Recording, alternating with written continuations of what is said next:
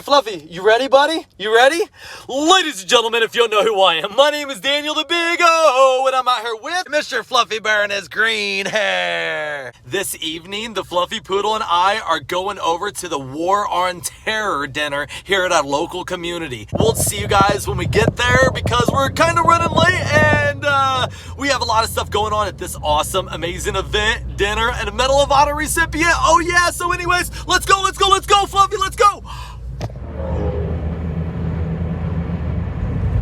Look at all these flags for us. That's seriously cool. There's a car that rolled up behind me, so at least I know I'm not the only person late. Like, I can't go any slower when I'm running late. Ah, let's go. All right, Fluffy, brake. Heel. You ready, buddy? All right, let's go into this awesome and amazing event. All right, I think it's on this side, right? So we got all checked in over there and they let us know where to sit and stuff. People are really starting to show up. So let's go find a nice area for the Fluffy Poodle and I and start interacting with other veterans and the supporters from the War on Terror.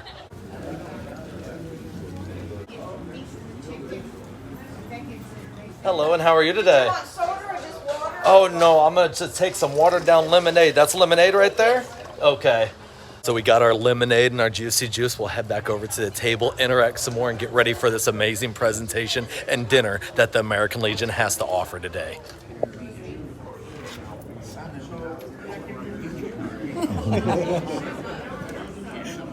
I imagine he probably likes both. Looks like we have the choice of roast beef or chicken breasts, mashed potatoes, some beans, salad, roll, dessert. Oh, it's gonna be a mouth-watering lip smacker today. Okay, first I would like to welcome everybody to the American Legion Hardin Post 113 and to the honors dinner for the veterans of Desert Shield, Desert Storm through today as the mission continues today. And it's just our way of saying thank you for your service to the country, thank you for what you do, thank you for what you did, and thank you for supporting the soldiers and continuing your support while they're deployed and everything else. Now we will have the invocation. Father, please turn your gaze to those men and women who in the military service have sacrificed time, comfort, strength, ambition, health, and prosperity for the peace and safety of family and friends and others they've never even known. And we do have some Staff Sergeant, I think it's Staff Sergeant Jenkins. He is a Medal of Honor recipient. He is here with us tonight. He's an invited guest of ours, and I'm sure he will share his stories with you if you ask. During the Vietnam War, a captain, colonel, captain, and a sergeant major headed trying for treason. And so the next morning they come in and says, what do you want for your last rites? Colonel says, I won't speak. Going down to the captain, Captain, what would you like to do last right? He said, I'd like to have a steak dinner. He come on down to the old command sergeant major. What would you like, Sergeant Major? He said, just execute me before the colonel starts speaking.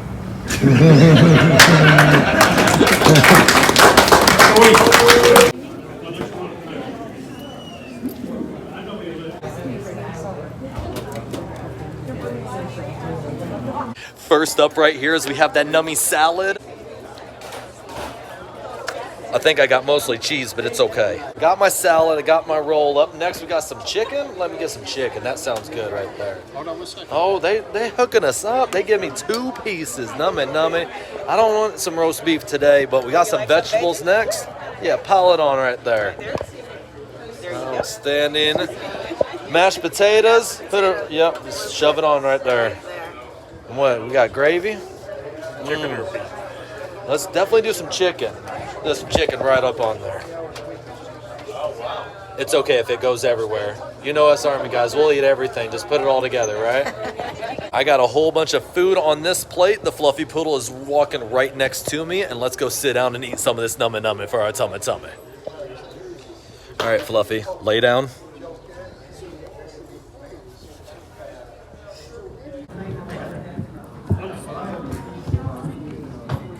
Salad's good, mashed potatoes good. Let's try out that chicken real quick and then go back to this awesome presentation. Got it away from you. She wanted it more. In order. This is from us. Thank you so much for your service. Thank you. Thank Sir, thank you so very much for your service. Sir, thank you so much for your service. Thank you. Wow, that's a pretty cool coin right there. Check that. We haven't interrupted you guys yet, so we're going to take that now. We would like to give the veterans as a thank you. That was one coin, and then there's this one as well. Appreciate you so very much.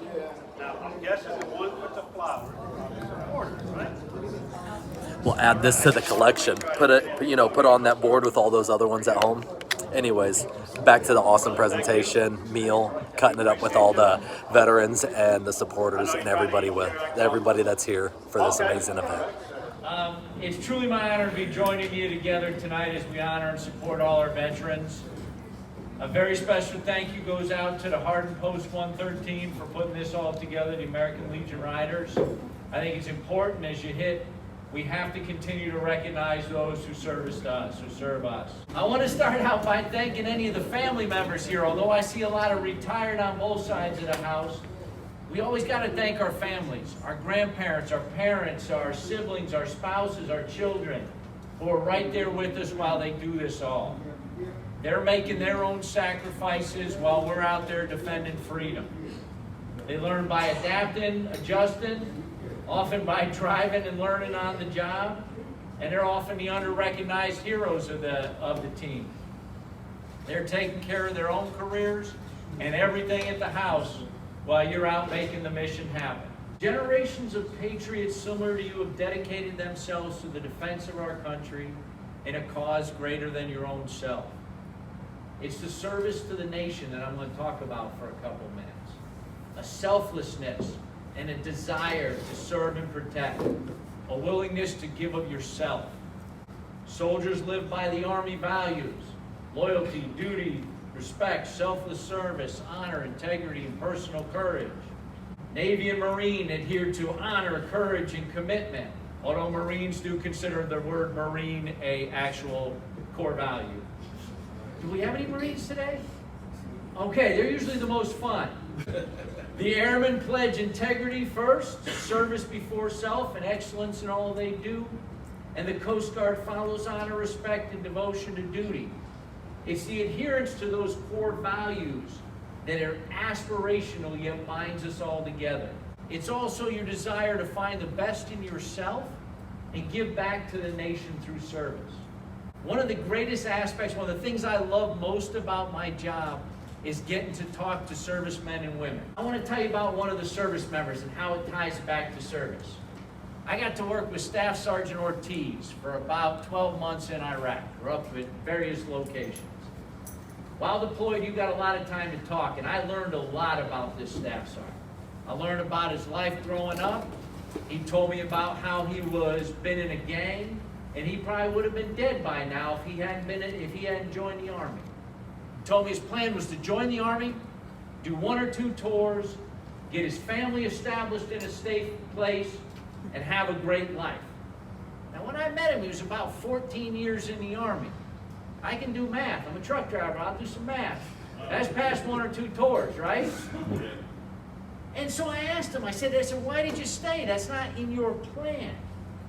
And he kind of did the, well, sir, I kind of think I got some more to give. I mean, here's a guy that laid out his whole life to get out of a gang. And he made all this change to his life. And then when I asked him, so why are you still in?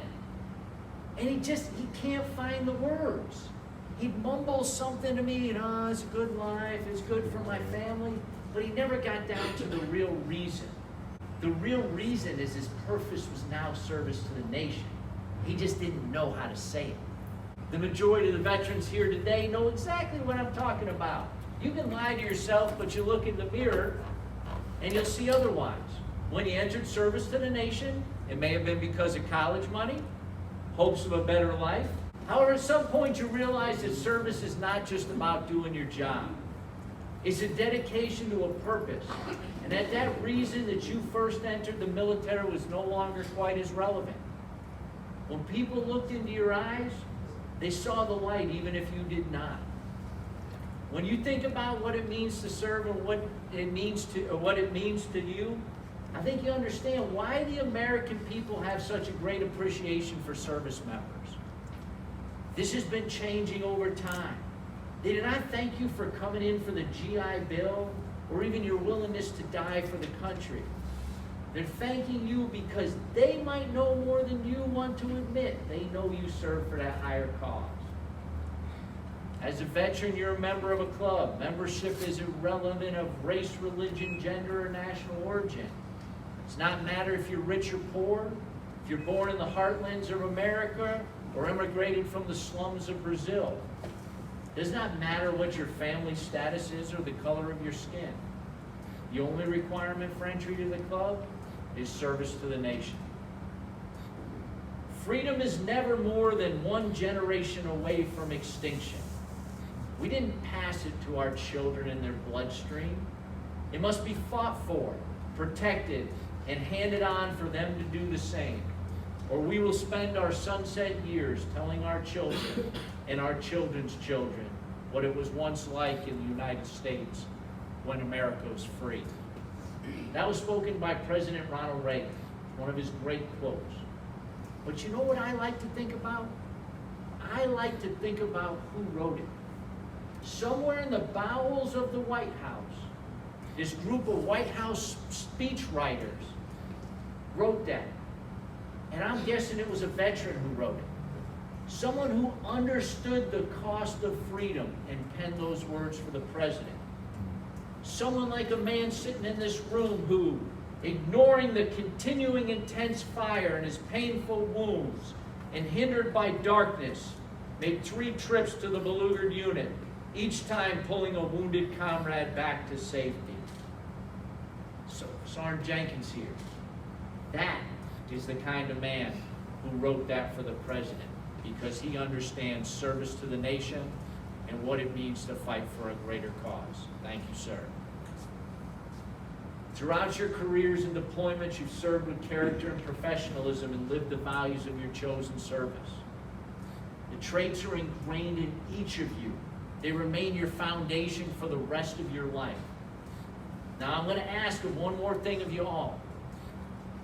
Army leaders have a way of asking a question, let you stewing around for a while and then finally giving you the answer. So we're sitting in this group and this general comes up to us and he says, what is your job? There's a bunch of lieutenant colonels at the time. What is your job? Our job is to lead America's forces. Our job is to sustain people. Our job is to do this, you know. And the general's just standing there with a big hoop-eating grin on his face, you know. Because he knows the answer and he's the only one who knows the answer.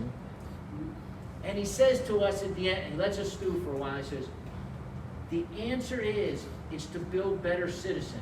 That's what our job is. That's what your job is was in uniform.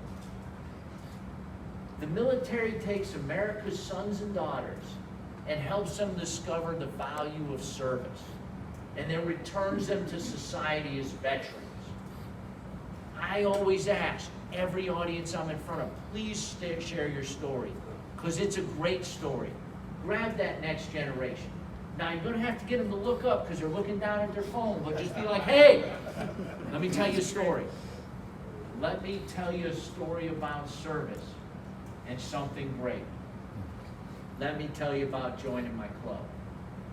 So, ladies and gentlemen, I'll ask you to please help join me in a round of applause to recognize all your fellow veterans in this room for that selfless sacrifice to our nation.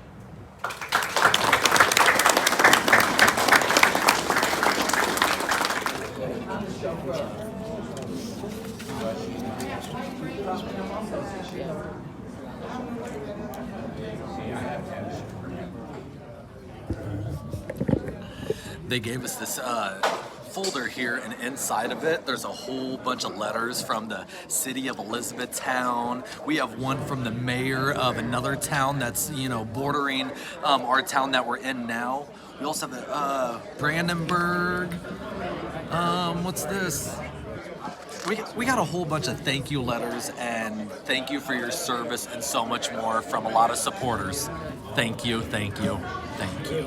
Are you a good boy, Fluffy? Are you a good boy? Well, I think that's a wrap for this video, and I hope you guys had an amazing time over here at the, War for Terror dinner or something like that. Anyways, I hope you guys had an amazing time. We'll see you on tomorrow's episode. Y'all have a great day. Bye-bye.